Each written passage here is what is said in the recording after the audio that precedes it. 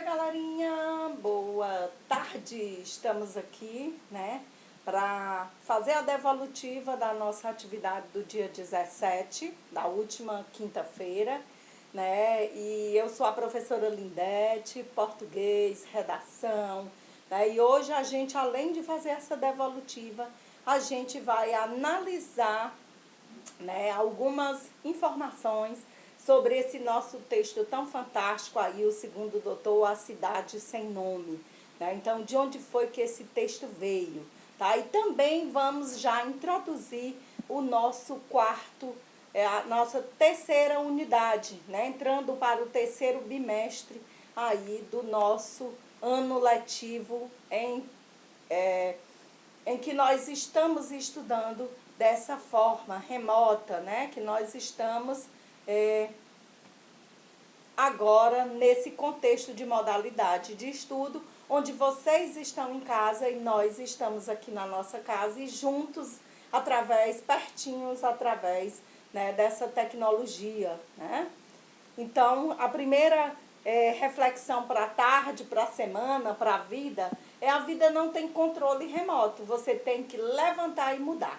Diferente da televisão, né, onde a gente pega ali aquele controle remoto e dá um clique, adianta o filme ou muda de canal, né? Não gostou, a gente muda de canal, baixa o volume, aumenta o volume, né? Então, nós temos N possibilidades com esse controle remoto. Na nossa vida, nós não temos esse controle remoto. Eu tenho que fazer as coisas acontecerem. Infelizmente, não dá para a gente dizer, peraí, adianta o tempo, vamos voltar, vamos já para dentro da nossa sala de aula, volta no tempo e a gente vai retomar, vai lá na China, né? Mata aquele coronavírus antes de sair de dentro do laboratório, extermina esse vírus.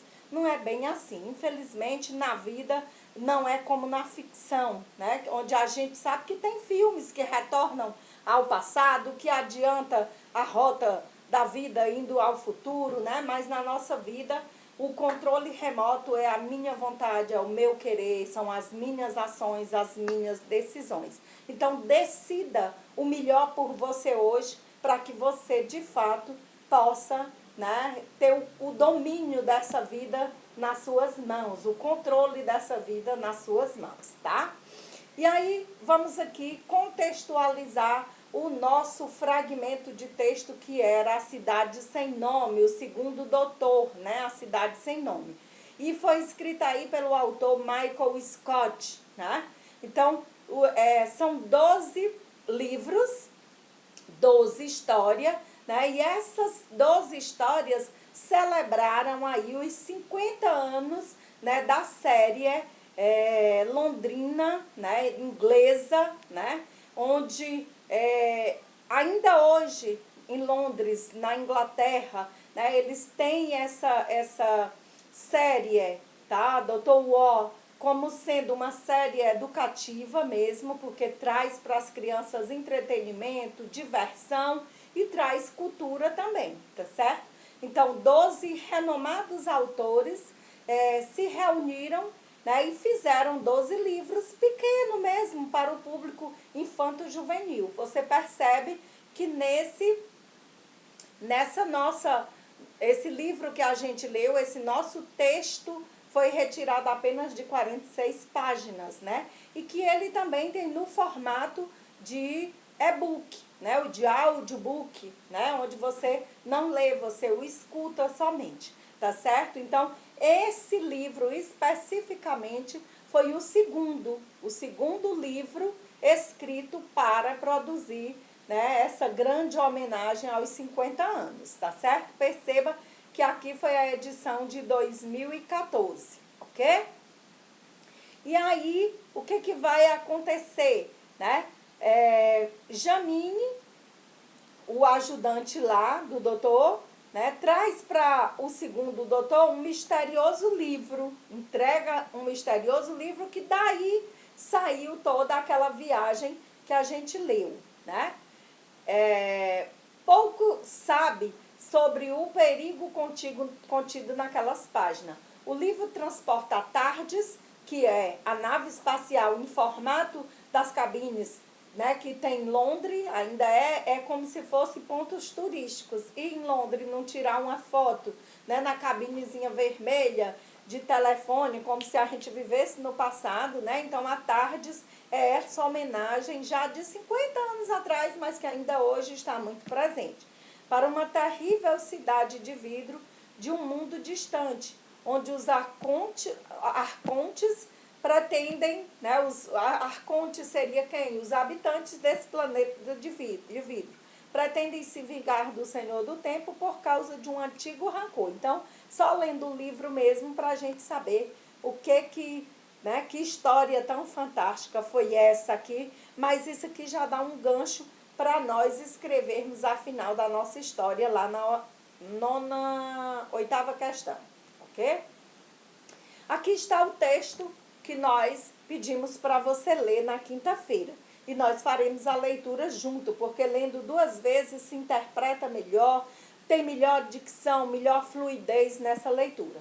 O segundo doutor, A Cidade Sem Nome. Perceba que o recortezinho aí, esse, né, iniciando com a reticência dentro, esse colchete aí com a reticência dentro, já vai trazer para nós que tinha texto antes e que ele foi recortado daí.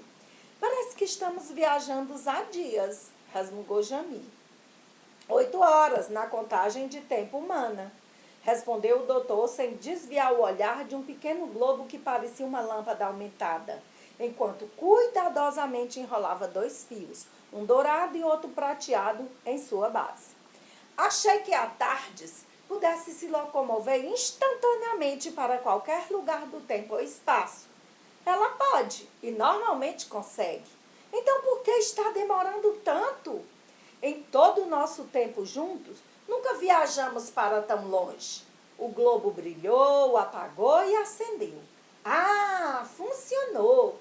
Você sabia que eu sou um gênio? É o que você vive me dizendo. O globo emitiu uma pálida luz azul. O doutor o encarava intensamente, girando-o devagar entre os dedos. Consegui conectar isso aqui aos sensores tempo-espaciais do exterior. Agora, vejamos. O globo se tornou negro por um momento e então ficou repleto de pontos prateados. Uma faixa de névoa branca apareceu ao longo do centro. O doutor arquejou aterrorizado. Ah, pela madrugada! Porcaria! O que foi? O que você está vendo? Perguntou Jami, tentando enxergar a imagem.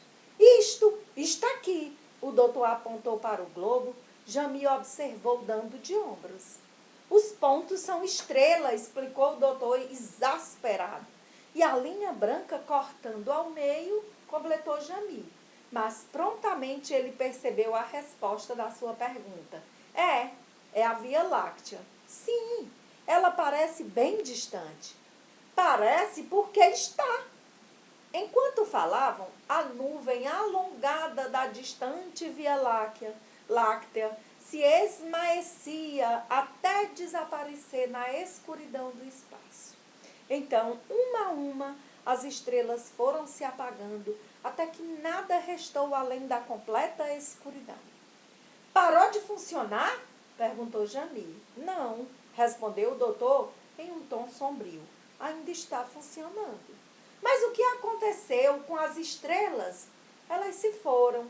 Estamos seguindo rumo ao limite do espaço. Eita, o que será que aconteceu aí, hein, gente? E aí, nosso estudo de texto perguntava: a que gênero literário pertence essa história? Ora, se o capítulo era de ficção científica, se aí nós temos uma nave viajando pelo espaço, e essa nave era uma cabine telefônica, de que texto nós estamos falando? De que família de texto nós estamos falando? Uma vez em que o gênero vai trazer exatamente isso, colocar dentro da família, tá? Então, uma bula de receita é um texto, uma bula de remédio é um texto instrucional, uma receita é um texto instrucional, está dando instrução de alguma coisa. Então, aí seria o quê? Um texto de ficção científica. Quais elementos da narrativa justificam sua resposta a dizer que ele é uma ficção científica? Traz referência a uma viagem espacial em uma nave que pode, aí tem pose, mas pode se locomover no tempo e no espaço. Né? Então, já viu que estamos falando de ficção científica. Onde a história se passa? Ela se passa dentro de uma nave espacial. Né? Quais as referências espaciais fornecidas que justificam essa resposta? Ela está à deriva no espaço. Você vê que termina o texto dizendo que eles estão, né, indo ao encontro do espaço. Né? Então, a referência espacial também ficou digitada errada aí, né? Fornecida é a Via Láctea, que está muito distante de onde estão as personagens. Qual é a função do globo que foi citado na história? Mostrar a localização das personagens em sua viagem pelo espaço. Né? Então, é como se fosse a bússola, né, dos navegantes, é como se fosse o GPS nos dias atuais. Ele ficava olhando para poder ver onde eles estavam. A personagem Jamie acreditava que as viagens com a Tardes eram instantâneas. Qual é a explicação fornecida pelo doutor para a demora das viagens? A explicação dada ajudou a construir a verossimilhança do texto. O doutor explica que mesmo a Tardes, sendo capaz de fazer viagens instantâneas, eles nunca viajaram para tão longe. Essa foi a justificativa. Ela até pode viajar instantaneamente, mas nós nunca fomos até longe. Está tão longe, então essa era a explicação, a justificativa para a viagem estar demorando, né? E aí pergunta se constrói a verossimilhança, né? Ao explicar porque a viagem não é instantânea, ele mantém a verossimilhança do texto, em que os acontecimentos seguem as leis próprias do universo criado pela narrativa. E o que é a verossimilhança? Aquilo que não é real, mas que se parece com a realidade. Né? Então, de fato, quanto mais longe se eu vou de Guaraciaba a Ipu, eu levo, né, uma questão de 20, 30 minutos no máximo, né? Porque eu tenho uma velocidade mais ou menos constante, né? 60, 70, 80 km por hora. E mais se eu for para Fortaleza, eu já vou levar 4, 5 horas, né, de viagem.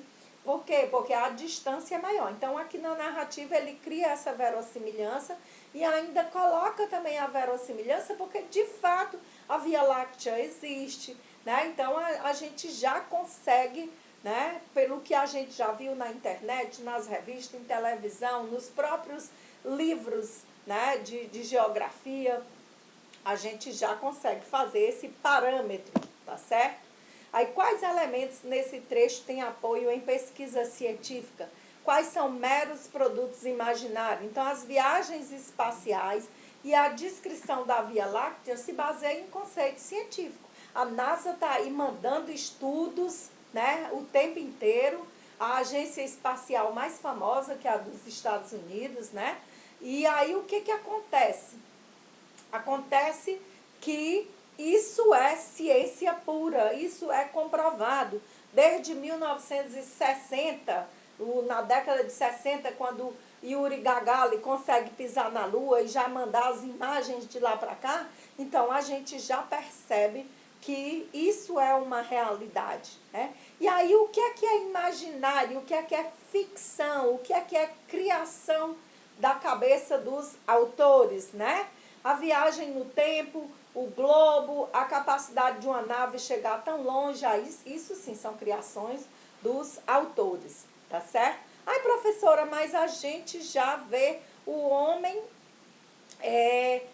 ir para o espaço. Sim, ele vai para o espaço, mas ele ainda não conseguiu sair de um determinado espaço dentro do espaço. Né? Tem sempre um ponto de apoio lá. Ele não chegou no outro planeta, ele não chegou na Via Láctea. Por quê? Porque ainda não se desenvolveu tecnologia e nem sabemos se um dia essa tecnologia estará à disposição. Por quê? Porque os testes ainda não trouxeram nenhuma resposta que fosse possível, pelo menos, né, se imaginar que daqui a 20, 30 anos isso será possível. Tá? Os estudos ainda não demonstraram isso. No trecho abaixo, identifique e classifique os adjuntos adnominais dos substantivos destacados e explique a importância deles, né? Então, aí nós tínhamos muitos substantivos, mas ele queria só globo, lâmpadas e fios. 8 horas na contagem de tempo humana, respondeu o doutor sem desviar o olhar de um pequeno globo que parecia uma lâmpada aumentada, enquanto cuidadosamente enrolava 2 fios, um dourado e outro prateado, em sua base. Para globo, o que está junto? Adjunto adnominal, está junto do nome. Então, nós vamos ter um e pequeno. Um, né? É um artigo definido, indefinido, masculino, singular. E pequeno é um adjetivo, dizendo que o globo, caracterizando para a gente que o globo não era grande, o globo era pequeno. Lâmpada, artigo feminino, singular, né? E indefinido. E aumentada, como a lâmpada era uma e ela era aumentada, né? A luz crescia, né? Então, adjetivo. Fios, nós vamos ter a palavra 2, que é um numeral, né? E vamos ter dourado e prateado, que são os 2 adjetivos que vão caracterizar esses fios. Não era um fio preto, não era um fio branco, era um dourado e o outro prateado, ok? E aí ela perguntava ali, dizia assim, explica a importância deles na caracterização do objeto descrito. De que objeto descrito? Do globo, né? Então, esses elementos caracterizam o globo, que é um objeto importante na narrativa, pois mostra a localização das personagens. No trecho da atividade 4, há um adjunto adverbial, né? Junto do nome é nominal, junto do verbo, verbial, né? Adverbial. Vamos ver aí a classificação e a função dele no texto. Então, nós vemos aí que a palavra enrolava, né? O doutor enrolava 2 fios. E ele enrolava como? Era apressado? Ou era com bastante cuidado? Né? Então, cuidadosamente, com muito cuidado. Né? Então, aqui é um adjetivo, um adjunto adverbial que modifica o verbo enrolar. Né? Então, esse advérbio aí é advérbio de modo. Então, adjunto adverbial de modo que vai dar aí, evidenciar a maneira como o doutor estava consertando o globo, com muito cuidado. Tá? Depois ela pede que existem mais outros adjuntos adverbiais terminados em mente e pediu para classificar. Então, ao longo do texto, nós encontramos a palavra instantaneamente, normalmente e prontamente. Essas 3 palavras, elas são adjunto adverbial de modo, tá? E vamos encontrar intensamente, que o próprio nome já diz, intensidade, né? Então, intensamente, adjunto adverbial de intensidade. Na 7ª questão, o conto lido faz parte de um livro chamado Dr. Who, 12 doutores, 12 histórias. Nele, cada conto é nomeado como o primeiro doutor, o segundo doutor, o terceiro, o 10º doutor, né? O 11º doutor e o 12º, que foi o último da série. Então, cada um, se foi o autor que escreveu o 5º, o livro número 5, então o 5º doutor, né? E aí dava o nome na frente da história que ele iria contar em homenagem ao Dr. Who. E aí pergunta, qual palavra do título do trecho lido possui um homônimo, aquela palavra que se parece, que às vezes o significado diferente, a escrita é exatamente igual, né, e tem só pronúncia diferente, ou que a pronúncia é igual e o significado é diferente, né? Então, a palavra segundo, tá? O segundo doutor. No título, a que classe gramatical essa palavra pertence? O segundo doutor, então pertence à classe dos numerais. Estava colocando em ordem. E tinha o que escreveu primeiro e até o que escreveu por último, que era o 12º. Então, o numeral, inclusive, ordinal. Crie uma frase empregando tal palavra com outro sentido. Se ali era um numeral, pedia para eu colocar segundo agora com outra né, fosse outra classe gramatical. E aí é pessoal, mas aqui eu coloquei, segundo o doutor, a nave estava distante da Via Láctea. Peguei lá uma informação do texto, né? E aí esse segundo passou a ser o quê? Uma classe gramatical chamada conjunção. E o que é a conjunção, professora? É o que introduz uma oração que expressa subordinação. Vai estar ligada, mas está subordinada, né? É como se ela não tem autonomia. Se eu disser segundo o doutor, ninguém vai entender o que é, né? Fica esperando uma outra coisa, tá? E aí ela serve para isso, para unir essas duas orações, para torná-la, né, junto à oração principal. Muito bem. Mas o segundo poderia ser só conjunção, professora? Não, ele pode ser um substantivo também. Coloquei bem assim, não gosto de ser o segundo em minhas competições.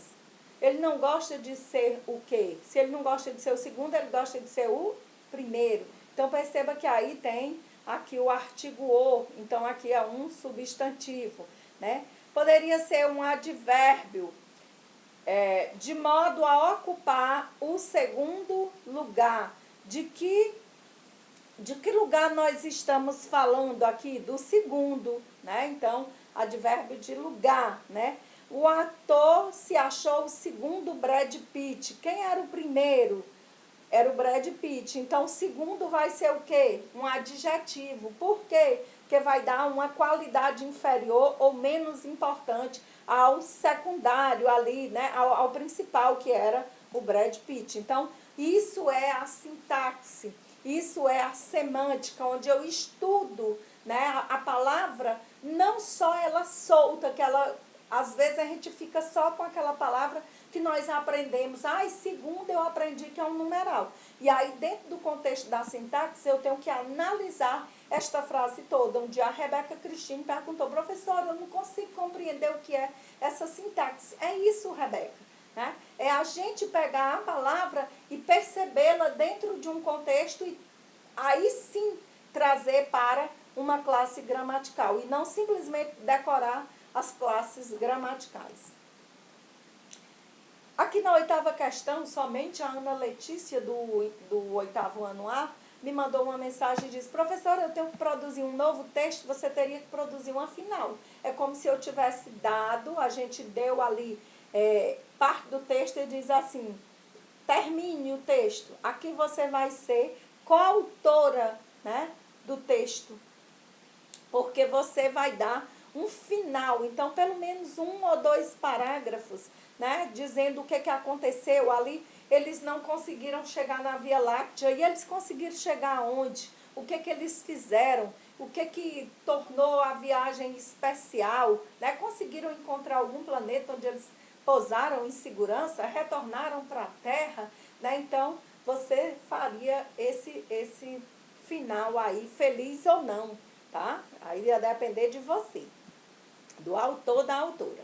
Quais são suas expectativas em relação ao desenvolvimento tecnológico da atualidade? Com base em suas respostas, produz um cartaz com imagens. Então, assim, aqui, quais são suas expectativas? Eu acho a ciência muito evoluída, eu acho a tecnologia muito evoluída. E quem sabe se um dia, daqui a 20, 30, 40 anos, se os meus netos, os filhos de vocês, né, não verão isso, né, de que o homem realmente conseguiu domar, né, domesticar esse espaço, já conseguiu sair da ficção científica e de fato andar por toda a Via Láctea. Deus sabe, por enquanto não existe nada, nenhuma perspectiva, mas os estudos, né, estão aí, deixa o povo estudar, colocar a cabeça para funcionar, para fazer o bem mesmo para a humanidade, tá certo? Então, poderia ser um cartaz com o Sol, com o planeta, e aqui o homem mexendo com o celular,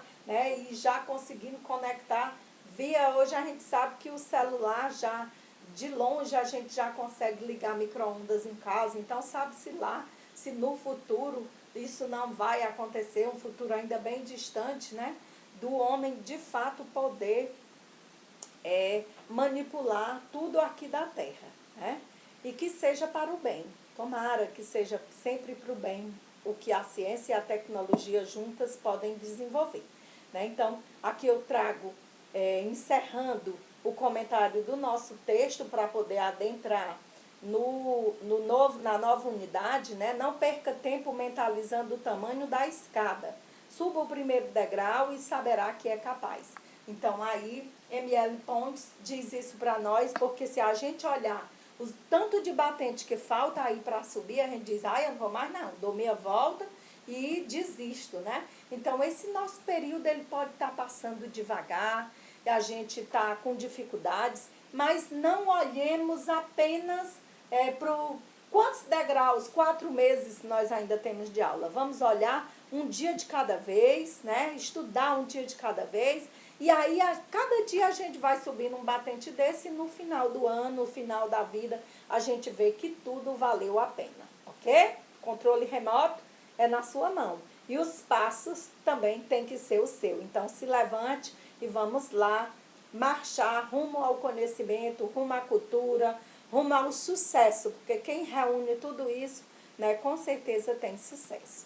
E aí aqui, a nossa unidade, né, ela já traz para nós, né, textos que são 3 tipos de texto, mas o primeiro dele é o diário pessoal, e aí a gente já quer que você leia o primeiro texto, que vai estar da página 78 a 80, que é o diário de Anne Frank ou de Anne Frank, tá? Aí a menininha que infelizmente não resistiu à Segunda Guerra Mundial, né? Aí quando Hitler tomou de conta mesmo da Alemanha e sacrificou ou dizimou, quase dizimou a população de judeus, né, que lá se encontrava. E depois disso, né, faça a sessão cinema. O texto é bom, o texto é rápido, tá certo? E você vai para o cinema, prepara a sua pipoca, chame a sua família, porque é um texto muito bom de ser lido. Então, eu vou postar o link lá para que você já vá direto, não procure, tá certo?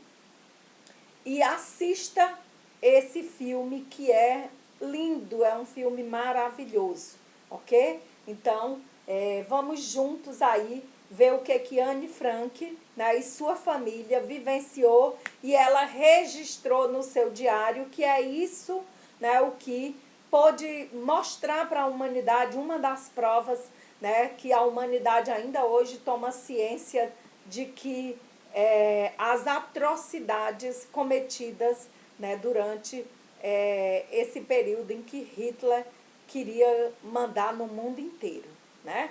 Então, se tornou um registro histórico, esse diário da Anne, essa prática dela de registrar tudo num caderninho, o que estava acontecendo, né? Após passar tudo isso ali e os acontecimentos trágicos, né, para os judeus, para os homossexuais, para as pessoas que eram portadoras de deficiência. Então, tudo isso está contido no diário de Anne Frank. Claro que aí é só um fragmento. O livro é lindíssimo, mas são 176 páginas, né? Eu até gostaria que vocês lessem.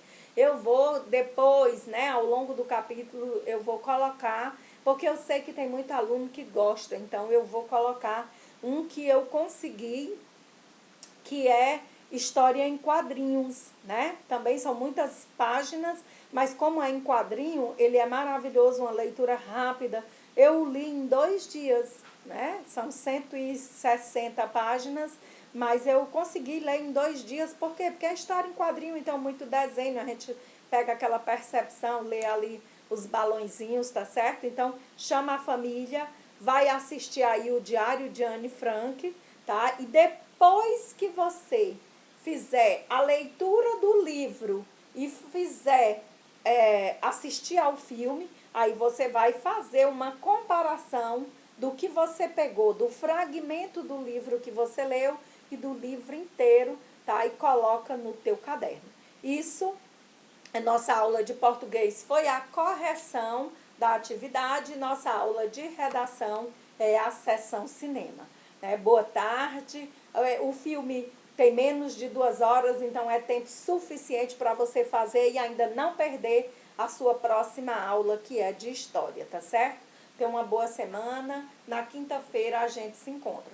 Um beijo no seu coração, fica com Deus, né? E se lembre que essa escadaria, ela ainda não terminou, que a gente precisa levantar e ter o controle da nossa vida sobre as nossas mãos, tá? Beijo no seu coração, fica com Deus e boa sessão cinema.